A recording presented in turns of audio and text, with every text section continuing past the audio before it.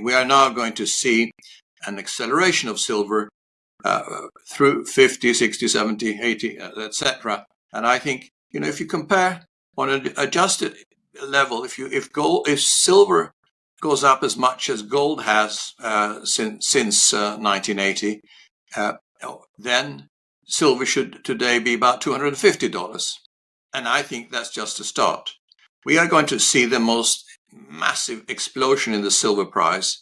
I mean, I call this $50 line resistance line, and it isn't resistance anymore because we've gone through it properly.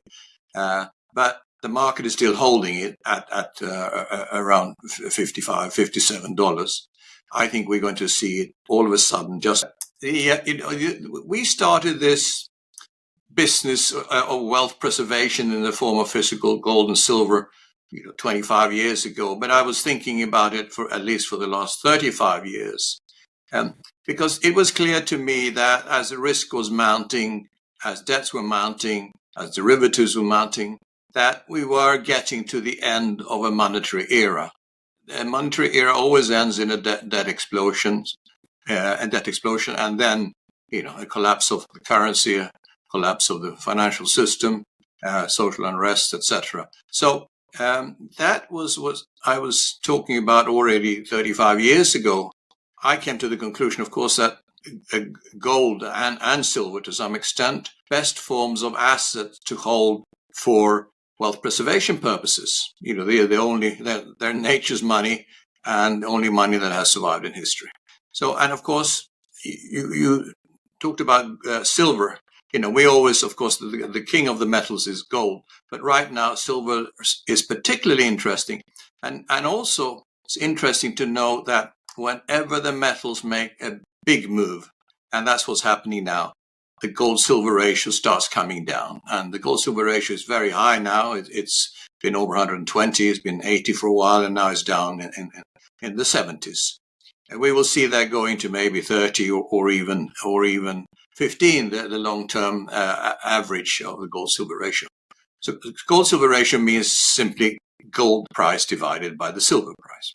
So now the move, you remember, I've been around for a long time. 1980 was the first peak we saw in gold at $850, and then silver was $50, and then silver came down to under $10. I think came down to $5 even, and gold corrected also, but not to the same extent. And then again back in 2011, gold was $1,920. And silver was 50 again. So gold had more than doubled, and silver was the same, top as 30 years earlier. And again, we had a big correction, always bigger in silver. And now we're again back to 50 for silver, but at over 4,200 for gold. So this is unique, and this is for the first time silver is actually coming above the $50 level. And I think this is just the beginning. We are now going to see an acceleration of silver through 50, 60, 70, 80, etc. And I think, if you compare on an adjusted level, if silver goes up as much as gold has since 1980, then silver should today be about $250. And I think that's just a start. We are going to see the most massive explosion in the silver price. I mean, I call this $50 line resistance line, and it isn't resistance anymore because we've gone through it properly. But the market is still holding it at around $55, $57. I think we're going to see it all of a sudden just explode. And that's not sensational. That's just a reflection of the demand for silver. The silver industrial demand has gone from 10% of silver use to 50%. 50% of all silver is now used for industrial production. And then the investment demand, there is always a shortage every year. So we're seeing massive shortages in the physical market. And for commercial purposes, silver is, of course, used for anything from solar cells to car batteries to electric and electronic products.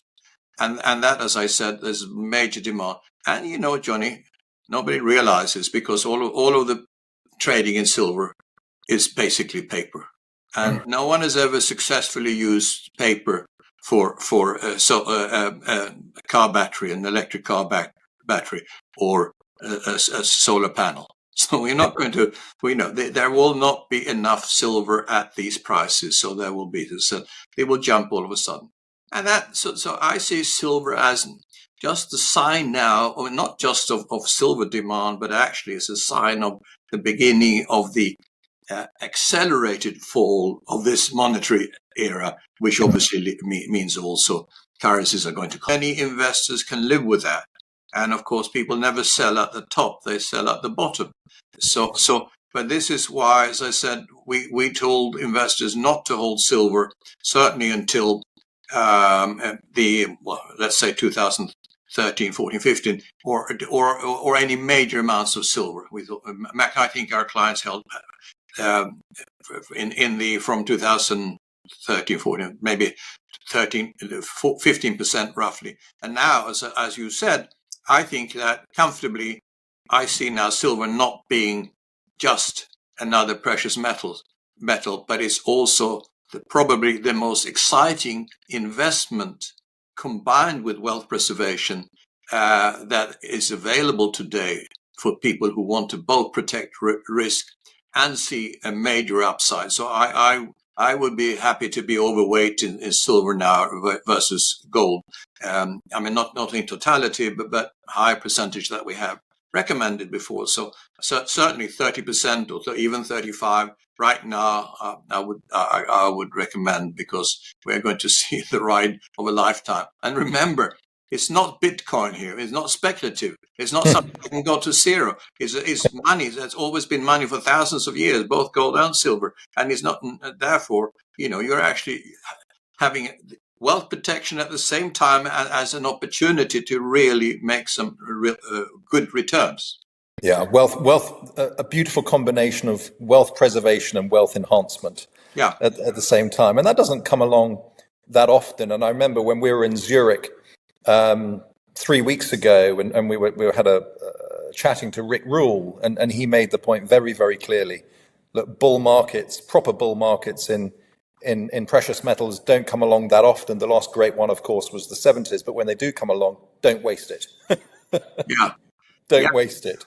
And we see investors buying when it goes up, and then when it comes down, and you get a really correct. We've seen no major correction lately. As part of my writings and thinking in the last 25 years or so, it's been very clear that it's not an end of a monetary era.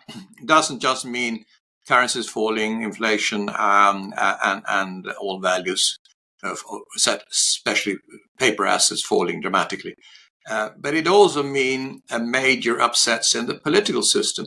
And, we see in Europe and also in North America, we see very weak political leaders. This is part of the era we're in.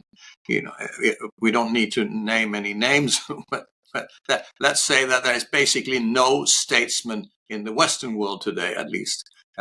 And therefore, the latest problems Europe has seen, of course, is the UK now having a budget. Remember, it's a Labour government, a socialist government, and that basically the Chancellor of the Exchequer, which is the finance minister in the UK, said clearly at the beginning of her budget speech, we are going to take from the wealthy and give it to the needing people. That's Robin Hood tactics. I mean, it was nice. It sounded nice and romantic in Robin Hood's days, but today and that's what they did. They raised taxes dramatically. They do everything they can to chase the wealthy people out. 16,000 wealthy people have left the UK in 2025. And remember, those are the wealth creators at all levels, not just the super rich. They're people who start their own businesses, etc. And now with inheritance tax and high taxes, they can't keep their money. So why would they stay in the country? And it's a total disaster. The country only prospers if all classes do well, and if there is actually freedom to act, to open businesses and to run businesses, rather than just to receive subsidies or social security from the government. A person in the UK is now, they said, £18,000 better off by being unemployed and getting subsidies than by working. That's just ridiculous. Yeah. But that's what's happening in a socialist world. And I always take East and West Germany as the example. 45, the war was ending, and Germany was Germany was split in two. West Germany, of course, with the help of the West and injections, etc., became the strongest country in Europe and one of the strongest in the world, the strongest economy. Whilst Eastern Germany went into total poverty. And that's just an example that socialism doesn't work. You can't just give to the poor. You have to have wealth creators in the country. So, so that was the UK budget that we just saw last week. Now, if you take Switzerland just had a referendum. You can have Switzerland has direct democracy. Anybody can basically collect 100,000 votes and have a referendum on any issue. That is real democracy. Only country in the world which has this to that extent. It's a very, very sound political system. And basically, this was a young socialist that wanted to tax people with a fortune over 50 million Swiss francs by 50% inheritance tax. So they actually created wealth during the lifetime of 50, 70, 80 years, and half of it was just going to be taken away by the government. But Switzerland is clearly not a socialist country because it was rejected by 80% of the people. And that just shows you, sound political system and people who just don't think that they should grab the money from the government and from the rich. So, I am Swiss, of course, and I must say there's a political system is so unique and so fantastic compared to any